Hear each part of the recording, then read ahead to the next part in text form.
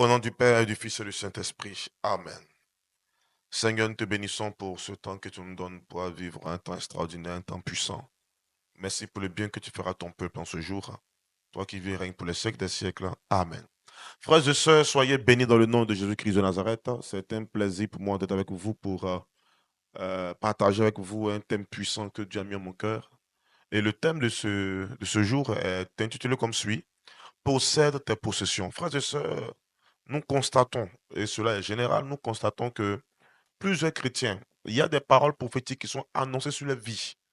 Nous constatons que des paroles de connaissance leur sont libérées sur leur vie. Mais fort est de voir que, ou est de constater, pardon, que ces personnes n'arrivent pas à saisir ou à posséder leur possession. Et cela m'intrigue beaucoup. Et c'est pourquoi le Seigneur m'a inspiré ce thème.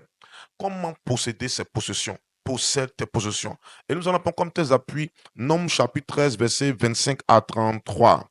Nombres chapitre 13, versets 25 à 33. Vous allez voir que dans cet épisode, Dieu parle à travers des personnages. Et vous allez comprendre pourquoi est-ce que ce texte a été choisi et pourquoi le thème. On y va. Nombres chapitre 13, verset 25, c'est ça non? 25 à 33. On y va. Ils revinrent de leur exploration du pays au bout de 40 jours. Ils vinrent trouver Moïse, Aaron et toute la communauté des fils d'Israël dans le désert de Paran, à Kadesh. Il leur rendit compte ainsi qu'à toute la communauté et leur montrait les fruits du pays. Il fit ce récit à Moïse.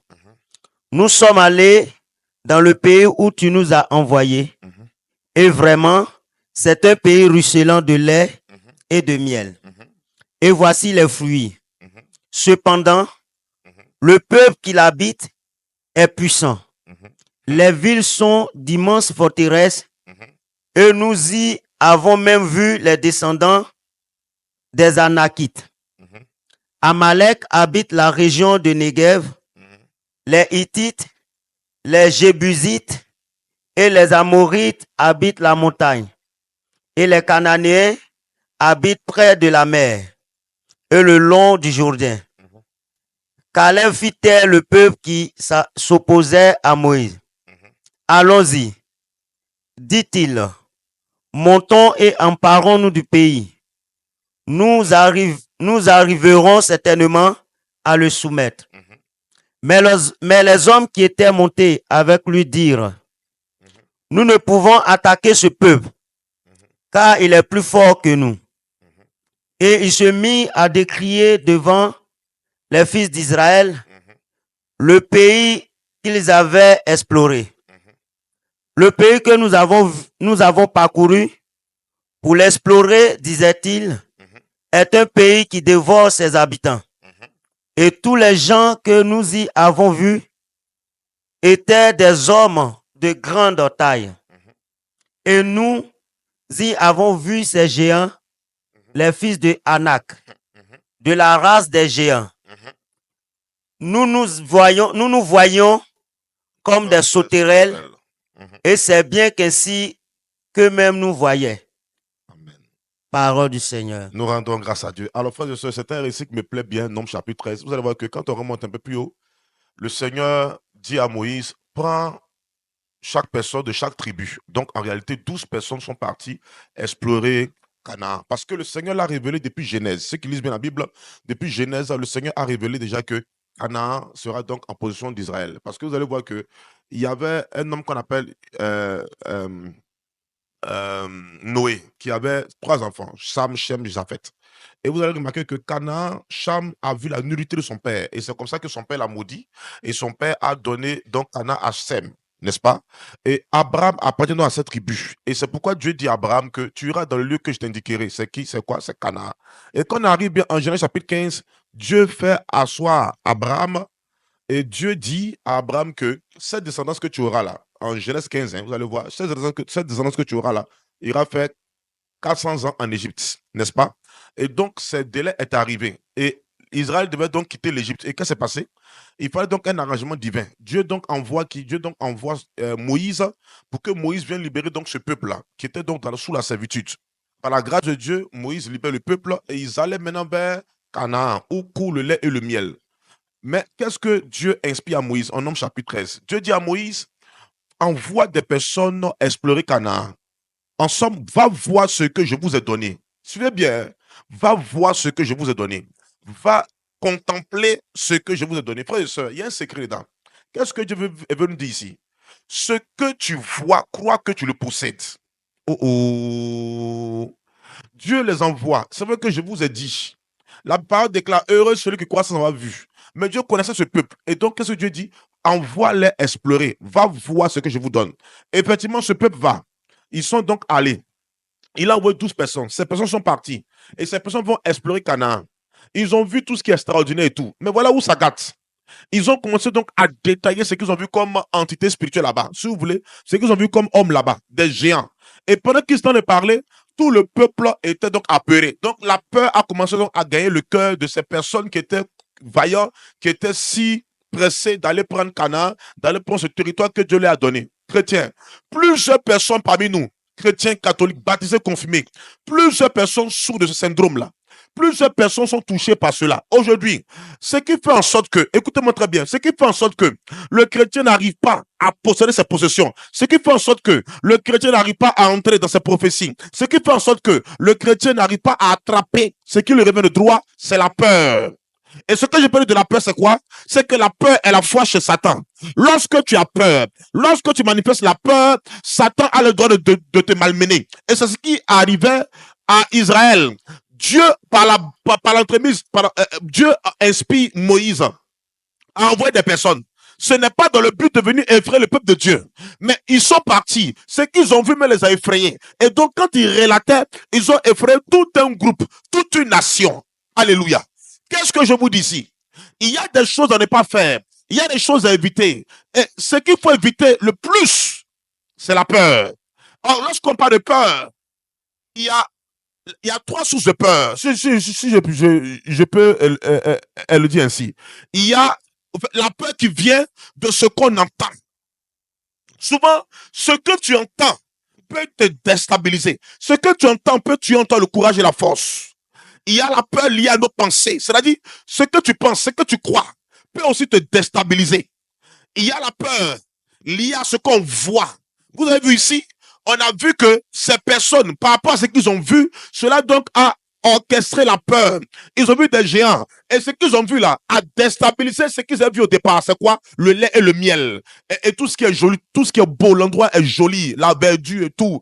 L'endroit ruisselle du lait et du miel. Ils ont vu ça. Mais il y a eu un mais. Quel est ce mais? Il y a des géants qui sont là-bas. Ils sont plus grands que nous. On était comme des sauterelles. Si tu ne comprends pas, comme des cafards en bas d'eux. Ils étaient là-bas, qu'ils ont vu ces géants-là. Ils disent qu'ils sont comme des cafards. Et la peur a fait quoi? La peur a déstabilisé toutes ces personnes. Et donc, ils ont oublié ce que le Seigneur a dit à leur sujet. Allez prendre Canaan. Vous avez vu ce dont la peur est capable de faire? De t'amener à oublier les prophéties. À te détourner des prophéties. À te détourner de ce que Dieu a dit sur toi. J'annonce que si tu es victime de cela, que le Seigneur te libère de cette peur au nom du Christ. Comme je t'aime, je vais même ajouter encore un autre point. Il y a la peur, quatrième point même si tu veux, il y a la peur qui provient, la peur démoniaque. C'est-à-dire, Satan utilise ça pour te déstabiliser.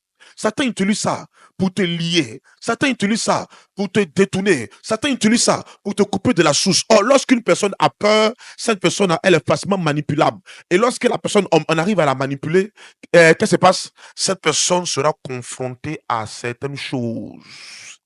Et c'est ce qui devait arriver à Israël. Mais le Seigneur, dans son amour, et certaines choses-là, il y a ce qu'on appelle la confusion. C'est-à-dire que tu es confus. Tu ne sais pas, ici, là, Israël était dans une confusion. Est-ce qu'il faut partir? Est-ce qu'il faut venir? Mais Dieu merci. Dieu nous a donné trois sources pour posséder sa possession. Mais avant d'aller pour sa possession, le point saillant, c'est quoi? C'est d'être plus que vainqueur. Alléluia. D'être plus que vainqueur. Tu dois vaincre la peur en toi. Tu dois vaincre certaines choses en toi pour aller prendre ta possession. Pour aller posséder ta possession. Qu'est-ce que Saint Paul dit? Saint Paul nous dit, lorsque Dieu ouvre une porte, les ennemis sont nombreux derrière. Écoutez-moi très bien. Il n'y a pas de bénédiction sans géant. Lorsque Dieu te parle du mariage, c'est qu'il y a des géants qui sont derrière le mariage. Lorsque Dieu te parle d'une émergence dans le ministère, c'est qu'il y a des géants. On a vu des personnes qui ont prié pour avoir une grâce une grâce exponentielle, n'est-ce pas? Dieu la connaît cette grâce. Mais on remarque quelque chose. Si je m'en vous pouvez me dire, plus tu grandis, plus tu avances, c'est vrai que le problème ne cesse de grandir. Ce que tu vivais avant, lorsque tu étais à un niveau aussi petit, n'est pas pareil à ce que tu vas commencer à vivre lorsque tu vas grandir. Quand tu étais célibataire, il y a ce que tu vivais. Mais depuis que tu es marié, tu remarques que ce que tu vis surpasse même quand tu étais célibataire. Le mariage est une grâce. Mais derrière le mariage, il y a des gens qu'il faut vaincre. Et Dieu m'a donné 3 éléments qui passent partout. C'est ce que j'appelle des éléments passe-partout. 3 éléments pour nous aider à posséder ce qui nous revient de droit. Le mariage te revient de droit. Le travail te revient de droit. La fécondité te revient de droit. Ton Canaan te revient de droit. Et c'est pourquoi il y a des hommes qu'on appelle Caleb et Josué. C'est pourquoi il est important de marcher avec de bonnes personnes. Pour pouvoir vaincre la peur, pour pouvoir vaincre souvent certaines dimensions que Satan veut nous imposer là. Il te faut marcher avec de bonnes personnes. C'est ce que moi j'appelle de bonnes connexions. Si vous voulez posséder vos possessions, il vous faut d'abord avoir de bonnes connexions. Tu n'as pas de bonnes connexions, tu n'as pas de bonne fréquentation, cela va te détruire. Parce que tu marches avec n'importe qui. Ils sont capables même de polluer ton environnement.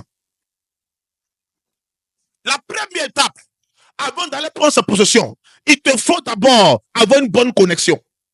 David avait une bonne connexion. Cet homme, fils de Saül, Benjamin, était en train de préparer David à la royauté. Il lui montrait les choses parce qu'il était fils de roi. Tu n'as pas de bonne connexion. On ne te préparera pas de bonnes choses. Moi, j'ai vu des personnes qui avaient des grands rêves, mais qui ont été connectées à des personnes qui ont des petits rêves. Et ces personnes ont détruit ces grands rêves. Et ces personnes qui pensaient grand, que Dieu avait établi pour connaître une ascension figurante, ces personnes-là ont régressé à cause des connexions. On a vu même la femme de Job qui voulait même amener Job à maudire Dieu. Heureusement que Job n'est pas entré dans ça. Parce que Job a un mental fort, frère et soeur. Après les bonnes connexions, il te faut un mental fort. Si ton mental n'est pas fort, lorsqu'il y a une épreuve, tu es capable de rebrousser le chemin. On a vu un homme qui s'appelle David. Son père l'a envoyé pour donner à manger à ses frères. Mais ce que David ne savait pas, qu'il a repéré après, parce que David avait un mental fort, qu'on appelle la dimension de l'Euchorès. Ce que David ne savait pas, c'est que son père l'avait envoyé sur un terrain pour aller vaincre Goliath, afin qu'il ait accès à la royauté. Lorsque David est arrivé, est-ce que je parle à quelqu'un? Lorsque David est arrivé, ses frères ont commencé à fuir, il a commencé à courir, mais l'onction qu'il a reçu des mains de Samuel, on dit, hey, tu cours pourquoi? Il s'est arrêté, il s'approche de Saül, et Saül lui dit, il y a un homme qui est là-bas qui nous tourmente pendant 40 jours. Alléluia. Et 40 nuits. Et cet homme qui s'appelle David s'est retourné. Il dit, non, mon roi, je vais le vaincre. Mais tu me proposes quoi? Il dit, celui qui va le vaincre là, sera quoi? Dans mon royaume. Alléluia. Oh, il a reçu une option qui devait l'attirer vers sa foi et se écoutez-moi très bien. Chaque épreuve vient vous aider à faire un pas en avant. Chaque épreuve vient vous aider à connaître une ascension fulgurante. Chaque épreuve qui se dresse en face de vous vient vous aider à monter. Si une épreuve apparaît et que tu repousses chemin, c'est que tu es un poltron. C'est que tu es un poltron. Aujourd'hui, on constate que des chrétiens sont des chrétiens poltrons. Dès qu'il y a un problème, automatiquement, ça crie au scandale. Dieu m'a abandonné. Dieu m'a abandonné. Dieu m'a oublié. On n'a plus la force d'aller à l'église. Mais ce qui me plaît, c'est que parmi vous, ceux qui sont bons chrétiens, même quand ils disent je n'irai plus à l'église, je vais abandonner Dieu. Ces chrétiens ont la force d'aller à l'église dimanche. Parce que dans ton âme, là, tu sais que tu peux te détacher de Dieu. C'est comme un poisson qui sort de l'eau, il meurt.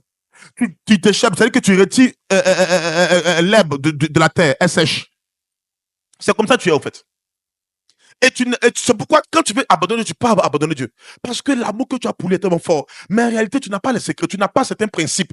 Les problèmes viennent pour nous grandir. Les problèmes viennent pour nous former. Les problèmes viennent pour nous aider à être encore plus proche de Dieu. Moi, je sais une chose. Vous qui me suivez, parmi vous, je suis sûr. Ceux qui veulent confirmer peuvent le confirmer. Il y a des gens là, c'est le problème qui les a menés vers Dieu. C'est parce qu'ils avaient une maladie qu'ils sont venus vers Dieu et un homme de Dieu les a guéris. C'est parce que Dieu est passé par un Dieu pour les guérir. C'est parce que soit un démon te tourmentait et que tu es passé voir un prêtre exorciste qui t'a exorcisé et tu as commencé donc à t'engager. En réalité, Satan ne vient pas pour te tuer. Satan ne vient pas pour te rendre pauvre. Il vient pour te détacher de la source. Tu n'es plus connecté à la source. Tu n'auras pas de ressources. Or, nous qui sommes les chrétiens, nos yeux sont sur les ressources. Nos yeux ne sont pas sur la source. Tu n'as pas la source, tu n'auras pas la ressource. Tu veux le mariage, mais tu ne veux pas Dieu. Tu veux le travail, tu ne veux pas Dieu. Tu veux voyager, tu ne veux pas Dieu. Oh, c'est Dieu qui donne ça. C'est ce qu'on appelle les ressources. Détache-toi de la source, tu n'auras plus les ressources. Et c'est comme ça que nous sommes. Nous nous détachons de la source et on n'a pas de ressources. Parce que notre mental n'est pas fort. Notre mental n'est pas fort. Tous ceux que vous voyez, ces grands milliardaires, si vous pensez qu'ils sont arrivés là, comme ça, par magie, c'est faux. Ils ont bataillé dur. Va demander leur histoire. Va connaître leur histoire. Et ces personnes vont te dire qu'elles ont traversé vos et marées pour arriver là où elles sont. Pour se bâtir un empire, il faut saigner. Pour se bâtir un empire, il faut transpirer. Et ces personnes sont passées par là. Les épreuves sont des cicatrices sur la peau du guerrier des prières. Pour un témoignage et pour enseigner des personnes. Je te parle parce que j'ai connu ça aussi. Si j'avais abandonné Dieu, je ne serais pas là en train de te parler. C'est pourquoi je vais parler à quelqu'un qui me suit, à un homme qui me suit, à une femme qui me suit, qui voulait jeter le ponche, qui voulait rester dans son coin, s'enfermer. Ce n'est pas la solution. La deuxième étape, avoir un mental fort. Il faut insister. Dans le mental fort, je parle de quoi? Je parle de la persévérance. Persévère. Dieu n'a pas dit que ce sera facile. Dieu aussi a parlé de moments difficiles. Lisez les évangiles. Dieu a parlé de moments difficiles. Dans le rosaire, on parle du mystère douloureux. On connaîtra forcément le mystère douloureux avant d'arriver au mystère glorieux. Lorsque Dieu a dit à Moïse, va parler à Pharaon afin qu'il libère mon peuple, Dieu a dit que son cœur sera endurci. Il a parlé de moments difficiles. Lorsque Moïse est arrivé, Moïse était serein. Parce que Moïse avait quoi? Avait déjà l'information. Donc Moïse était serein, chrétien. Ce qui fait que lorsqu'il y a le problème, tu succombes là. C'est parce que tu ne persévères pas. Or, de la persévérance, il faut d'abord avoir l'information. C'est quoi l'information? Pour nous chrétiens, se rattacher à la parole de Dieu. Tout est dans la parole. Tout est inscrit dans la parole. Lorsque tu as ça et qu'une épreuve vient, et qu'un vent contraire vient, tu n'es pas déstabilisé, mais tu parles au vent contraire. Tu lui dis, Dieu m'a parlé de toi et Dieu a pouvoir sur toi. C'est vrai que tu souffres contre moi, mais tu vas t'arrêter. C'est ça. Il faut avoir l'information de la persévérance. Luc chapitre 18, verset 1 à 8. Une dame, j'explique le texte. Vous pouvez lire ça à la maison. Une dame qui était veuve, elle voulait la justice. Elle voulait que justice soit faite. Parce que les biens lui revenaient. Mais la Bible dit qu'elle partait voir le juge quoi? Inique. C'est pas ça. C'est français, hein? C'est français, hein? On n'a pas dit le juge pécheur, on dit le juge inique. Ça signifie quoi? Est-ce qu'il peut vous choquer un peu? Est-ce qu'il peut choquer un peu ceux qui me suivent? Oh. Ça signifie que ce juge-là, il connaît la loi, mais ne rend pas la loi.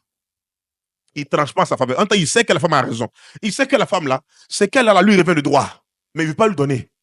On dit qu'il est unique. C'est-à-dire que toi, tu es chrétien. Tu sais que Dieu dit, on ne fornique pas. Tu forniques. C'est ça qu'on appelle inique. L'iniquité. Tu sais, mais tu ne fais pas.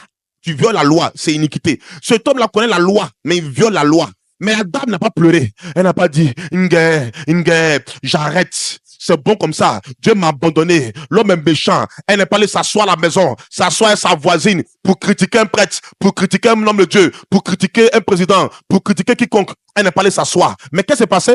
Elle partait prier, puis elle revenait. Elle partait prier, puis elle venait. Elle revenait. Elle partait prier, puis elle revenait. Mais toi, parce que tu allais une fois dans un lieu, on t'a refusé un papier, tu n'es plus parti encore, mais tu n'es plus allé prier, tu as jeté l'éponge. Oh, tu as bien commencé l'adoration, tu as bien commencé les prières de proclamation, les choses commençaient à monter, tu te sentais à l'aise, tu sentais que tout était paisible, mais parce qu'on t'a refusé une seule fois, tu as baissé les bras.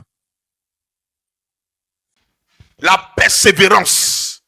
Aujourd'hui, on ne gagne pas de chrétien qui est persévérant. La dame a insisté. On parle dans la version grecque. On parle du popiazo. Il dit, elle me casse la tête. Elle me fatigue. Elle me casse la tête. C'est bon. Je lui rends justice. Est-ce qu'aujourd'hui, on peut gagner des chrétiens comme ça? Mais c'est nous, on scande partout. J'ai la foi. Frères et sœurs, à un moment donné là, les épreuves viennent. Après la persévérance là, Dieu va t'amener à sauter l'étape de la foi pour aller prendre sa grande sœur. Je répète encore. À un moment donné, je prêcherai le sujet. Hein. Je vais parler ça. La grande sœur de la foi. C'est l'au-delà de la foi. C'est-à-dire que Dieu va t'amener à supplanter la foi. Est-ce qu'on me suit un peu mieux? Je suis encore dans le deuxième point. Hein. C'est-à-dire que après quoi?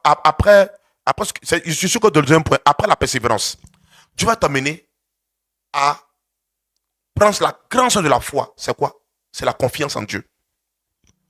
J'ai vu, on m'a raconté une histoire d'un homme de Dieu qui avait tellement la foi et puis il a organisé un grand temps. Et il pleuvait. Et puis il a prié La pluie n'a pas cessé. Il est découragé, il dit non, qu'il abandonne. Il jette l'éponge. Il ne sait plus Dieu, et puis Dieu l'a honni. Et donc, il a abandonné la prière, puis il est parti parce qu'il n'y avait pas eu du monde. Et donc, un jour, il était dans un maquis en train de boire, un bistrot en train de boire, et puis lui qui devait le tuer est passé par là, puis il dit, frère, excusez-moi, on ne se connaît pas, mais je vais vous dire une chose, vous êtes un homme de Dieu. Il dit non, il a arrêté. Il dit, ah bon?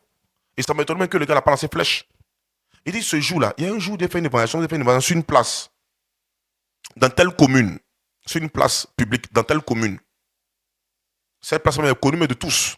Sur une place, ici en Côte d'Ivoire, sur une place, dans telle commune, sur une place publique, dans telle commune. Et ce jour-là, on venait contre vous, il dit on, c'est qu'il n'était pas seul.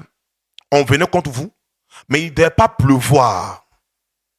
Ça, on appelle ça attaque frontale directe. C'est-à-dire qu'on venait contre vous, mais il ne devait pas pleuvoir. Et ce jour, il a plu.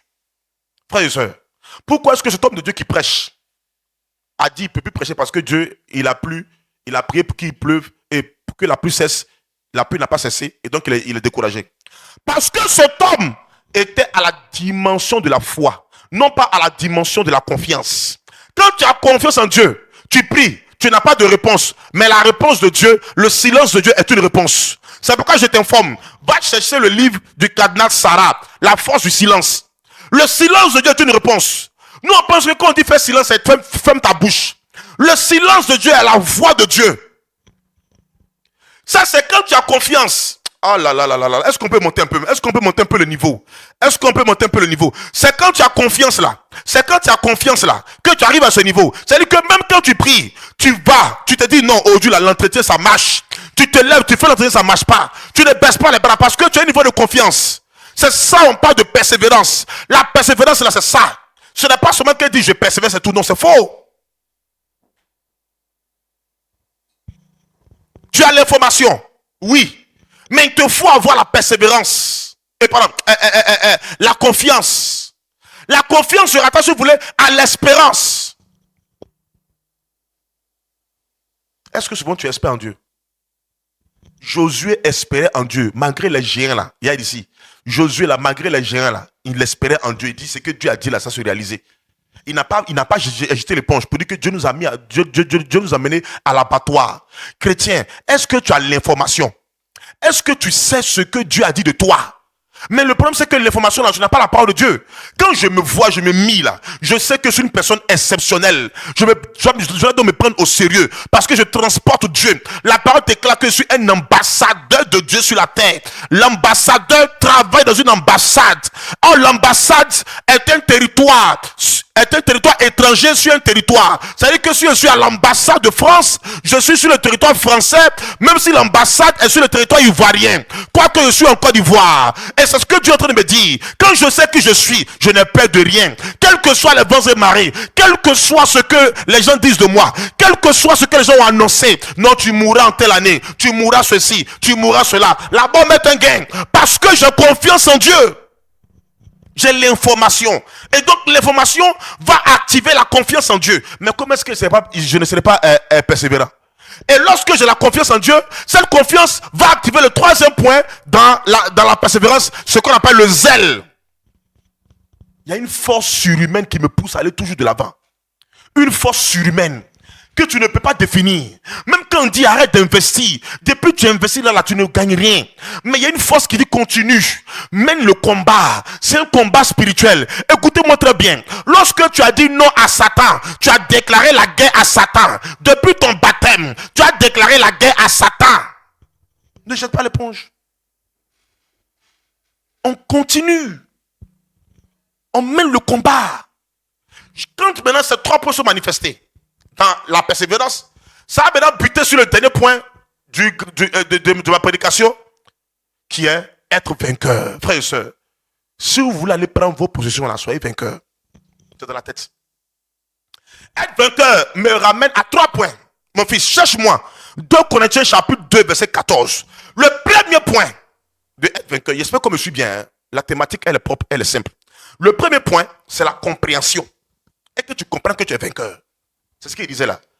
Je peux avoir l'information, mais ne pas comprendre l'information. Oh, est-ce qu'on me suit même? Oh là là là là. Est-ce qu'on prêche chez moi? Je peux avoir l'information, mais ne pas comprendre l'information. Hey. Les panneaux de signalisation là, c'est une information, non? Mais si je ne comprends pas, je ne sais pas lire là, pour comprendre là, je risque même d'être sifflé par un policier pour qu'on m'arrête. Une pénalité est là. On me dit, on me met un panneau, on me dit, roule à 65, on met à 60 km/h. Je vois le panneau, et on met 60. Je roule à 120. Pourquoi?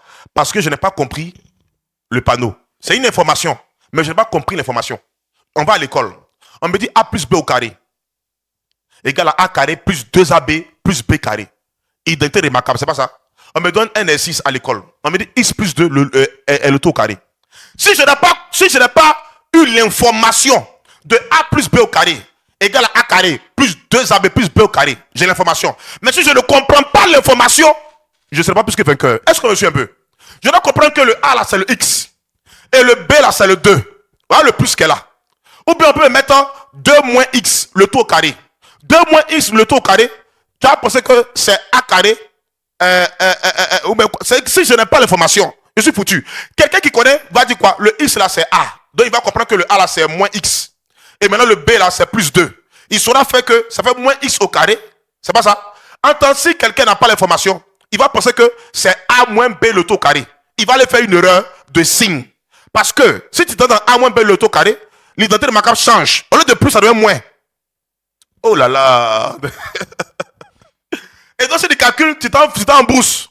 Parce que le A doit rester au A, le B reste au B. Donc, quand tu inverses, tu sais que ça, c'est un piège. On veut me montrer que c'est moins X. 2 moins X est égal à moins X plus 2. Et maintenant, tu sais que le moins X, là, tu mets dans le carré. Tu as eu que tu as l'information, tu comprends l'information, donc tu ne feras pas d'erreur. Nous, on a fait ces erreurs en troisième. On a fait ce genre d'erreur là, dans les calculs. Où on vient te dire que tu as mal fait. Et puis quand le prof t'explique mieux, tu comprends, tu ne feras plus d'erreur. Frères et sœurs, je peux avoir l'information. Je n'ai pas la compréhension de l'information. Je ne serai pas encore plus que vainqueur. C'est pourquoi j'ai dit qu'il y a 3 grands points. Si ma délivrance n'est pas totale, si ma libération n'est pas totale, et qu'elle est partielle, les démons auront le droit de me fatiguer. La première chose, dans être vainqueur, j'ai eu l'information dans le deuxième point, c'est pas ça? La première chose dans être vainqueur, que le troisième point, être vainqueur, que le grand 3, Dieu m'appelle à comprendre quelque chose. À comprendre quoi? À comprendre que toi qui me suis là, tu es vainqueur. Jésus est mort pour que tu sois vainqueur. Il est ressuscité pour que tu sois vainqueur. Il a vaincu le monde. Il a vaincu Satan. Quoi?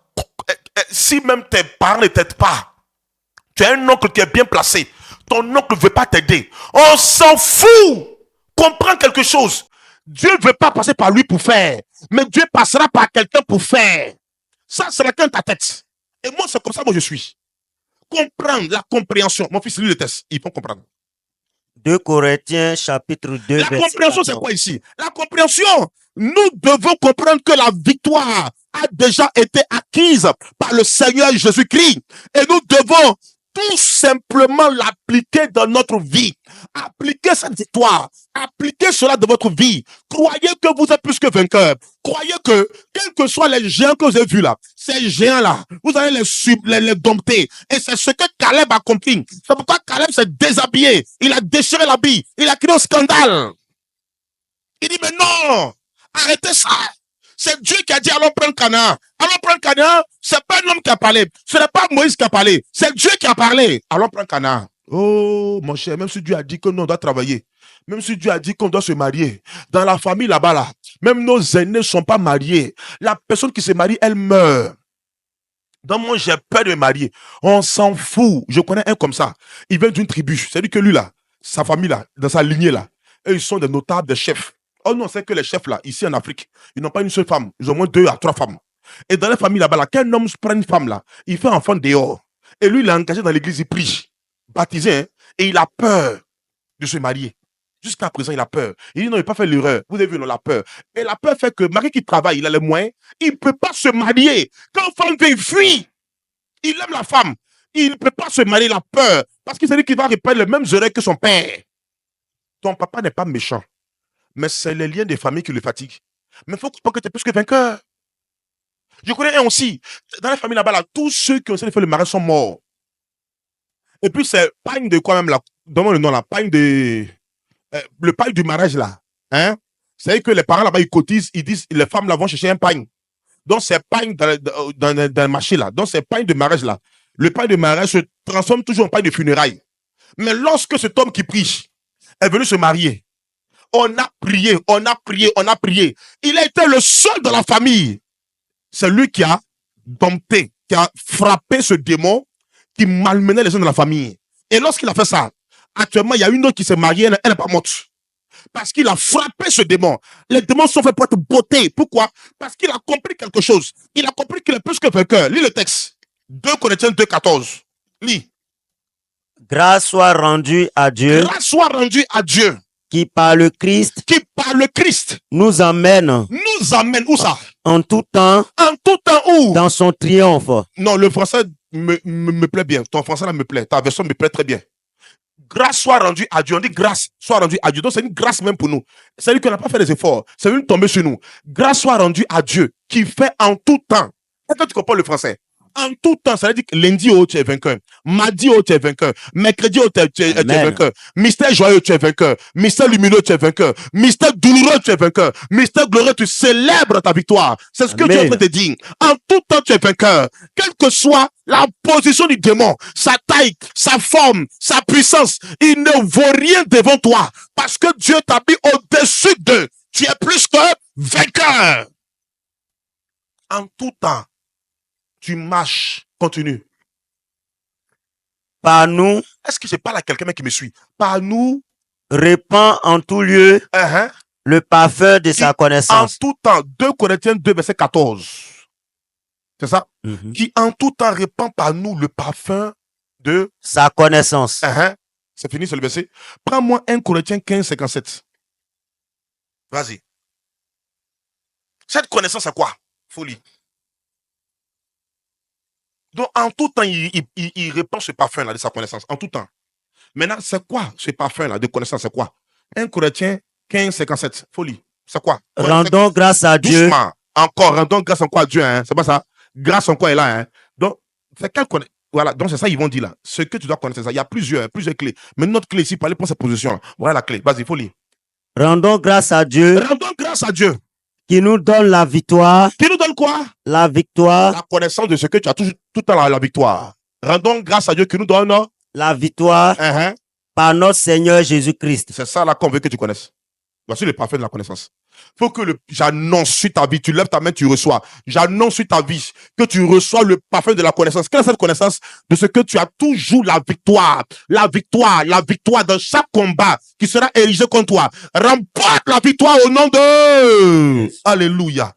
La victoire est ton partage. La victoire est mon partage. La victoire est ton partage. La victoire est mon partage. Et nous allons demeurer dans cette victoire au nom de Jésus. Deuxième secret dans le troisième point.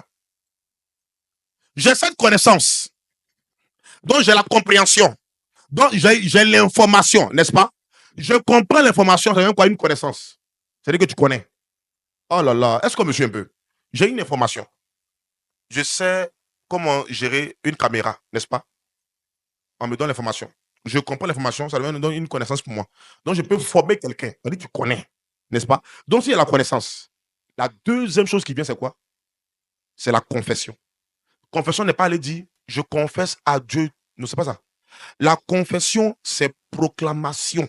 Mon fils, lis-moi 2 Corinthiens 4, verset 13. Lis-moi Matthieu chapitre 12, 37. Matthieu 12, d'abord 37. 2 Corinthiens 4, verset 13. Même si tu commences par 2 Corinthiens 4, verset 13, Matthieu 12, 37.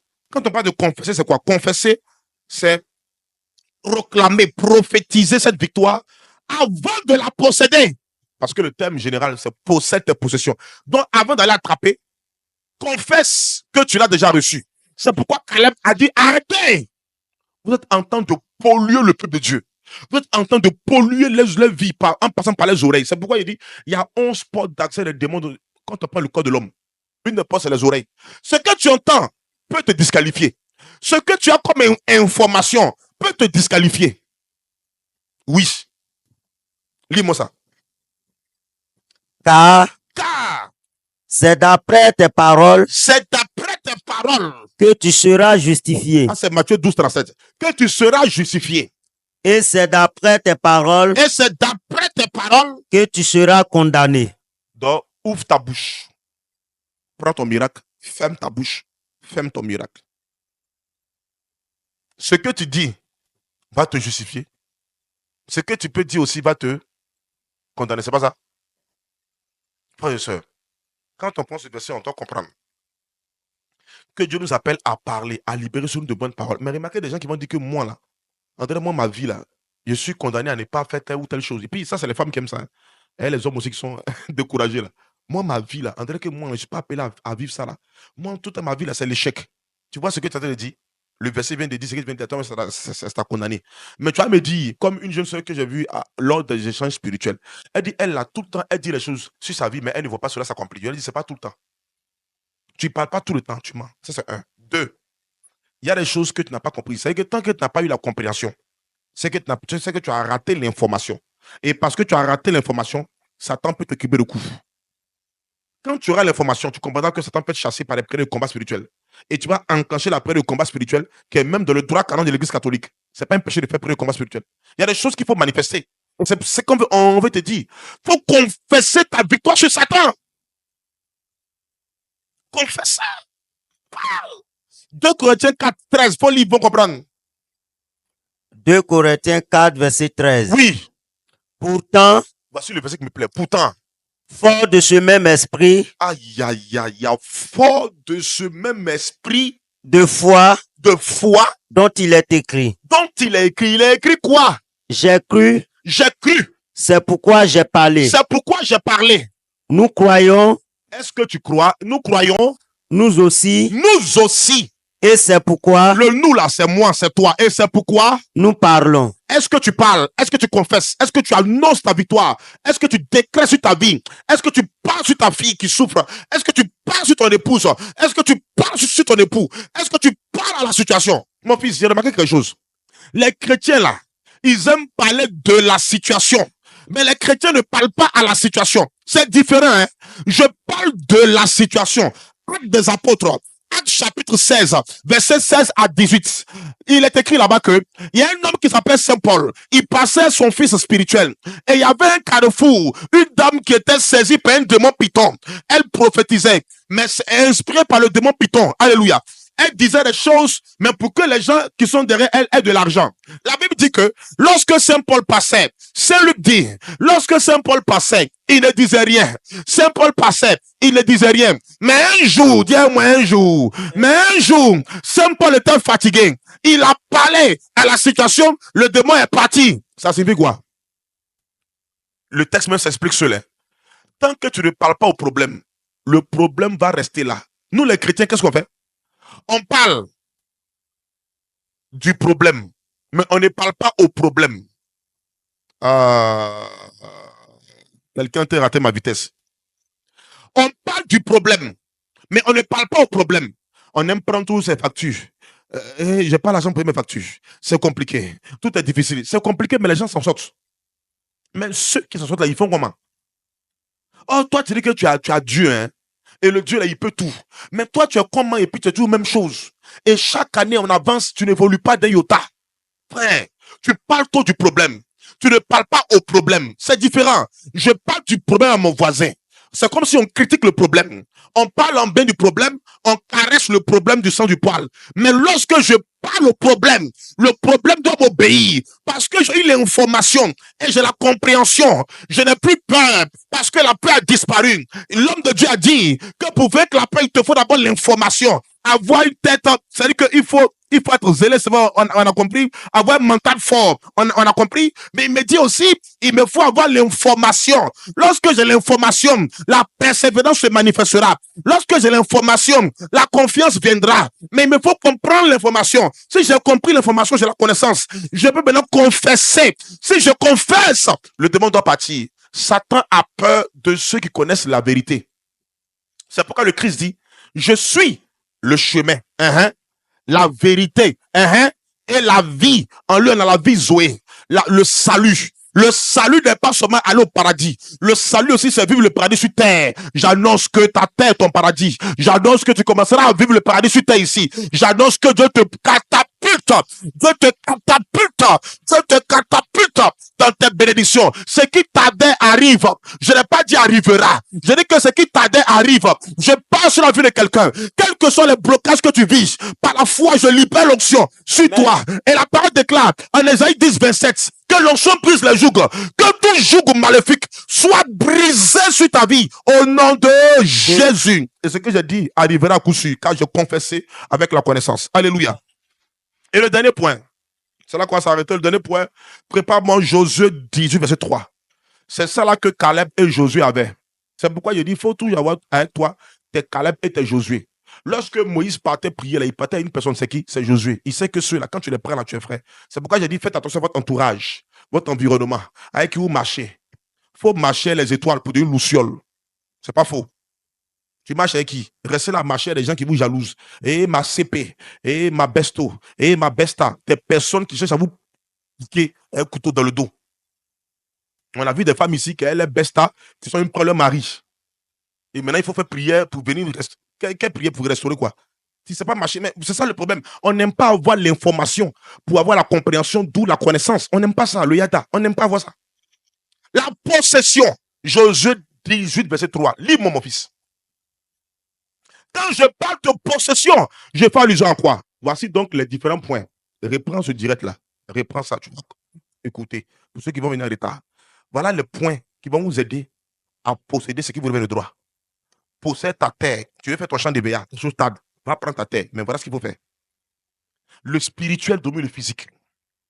Tu n'as pas compris ça, tu es foutu. Tu as compris ça, tu es sauvé. La possession, c'est la prise de possession de victoire. Souvent, nous négligeons, oui, nous les chrétiens, nous négligeons ça. Frères et sœurs, nous négligeons de prendre possession de ce que Christ a accompli pour nous. Josué va dire quelque chose qui est extraordinaire. Dieu lui a dit, allez prendre Canaan. Christ a accompli ça pour nous. Canaan, c'est quoi? C'est ton mariage. Christ est mort pour que tu arrives à te marier. Christ est mort pour que tu sois dans l'opulence, dans la bénédiction, pour construire l'église, pour bâtir l'église, pour apporter Christ à tes voisins et à tes voisines. Mais pourquoi est-ce que tu as du mal à faire ça? Parce que tu négliges souvent de prendre possession de ce qui te vient de droit. Nous, on attend toujours que quelqu'un vienne prier pour nous. Ça, c'est nous, ça. Nous, les chrétiens PPM, prie pour moi. On attend que quelqu'un vienne prier pour nous. Oh, Christ est en nous. Jésus-Christ de Nazareth est en toi. Mais tu négliges de prendre possession de ce qui te revient de droit. Lis, mon fils. Qu'est-ce que Josué dit? Josué 18:3. Josué dit aux fils d'Israël. Il dit quoi? Jusqu'à quand attendrez-vous? Jusqu'à quand négligerez-vous, ma version 1, avant d'aller prendre possession du pays? De prendre possession du pays que vous a donné le Seigneur, que l'Éternel vous a donné, le Dieu de vos pères. Tu attends quoi? Toi qui me suis. Rester à la maison et être découragé. Pleurer sur son sort. Mais depuis que tu as pleuré, qu'est-ce qui a changé? Le vrai problème, c'est que tu n'as pas la révélation. Lorsque j'ai la révélation, il y a des choses qui vont changer ma vie. Le problème des chrétiens, on n'aime pas avoir la révélation. La révélation du combat spirituel. La révélation apporte le réveil spirituel. Ma prière pour toi, que cet enseignement te fasse du bien. Et que la prière que j'ai libérée tout à l'heure, la parole de prophétie que j'ai libérée tout à l'heure, que l'onction d'Ésaïe 10, 27 tombe sur toi pour briser tout joug dans ta vie. Et j'annonce sur ta vie, à toi qui me suis, j'annonce sur ta vie que les choses commencent à changer au nom de Jésus-Christ de Nazareth. Tu récupères ta position d'enfant de roi.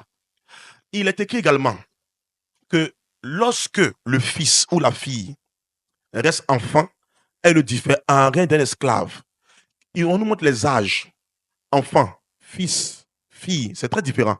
Ça signifie quoi?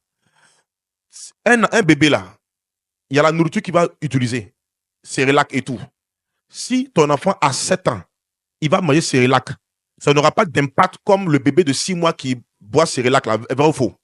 Mais lorsque l'enfant va manger son riz, avec ses sauces, où il y a les protéines et tout, les vitamines et tout, avec la viande et tout, tu vas voir que l'enfant va commencer à grandir et avoir la force et la protection, n'est-ce pas? C'est pareil dans le monde spirituel. Tu es fils, tu agis comme un enfant, tu es esclave. Je comprends que les chrétiens âgés, ils sont baptisés depuis 15 ans, 20 ans. Les choses n'évoluent pas d'un iota parce que ces chrétiens-là sont encore enfants. Ils ne sont pas fils. ne sont pas fils de Dieu. Or, la Bible est pour les fils de Dieu. L'héritage là appartient aux fils de Dieu. Saint Paul a dit en Romains 12, l'héritage, nous sommes des héritiers de Dieu. Donc l'héritage appartient aux fils. Dieu a fait un testament et nous sommes les héritiers de son testament, de ses biens. Et donc sur terre ici, c'est vrai que nous ne sommes pas sur la terre, nous sommes des passages, nous sommes des ambassadeurs, nous sommes des passages. Saint Pierre aussi l'a dit, nous sommes des étrangers sur terre, mais sur cette terre ici là, on doit vivre le paradis ici. Parce que la terre appartient aux chrétiens.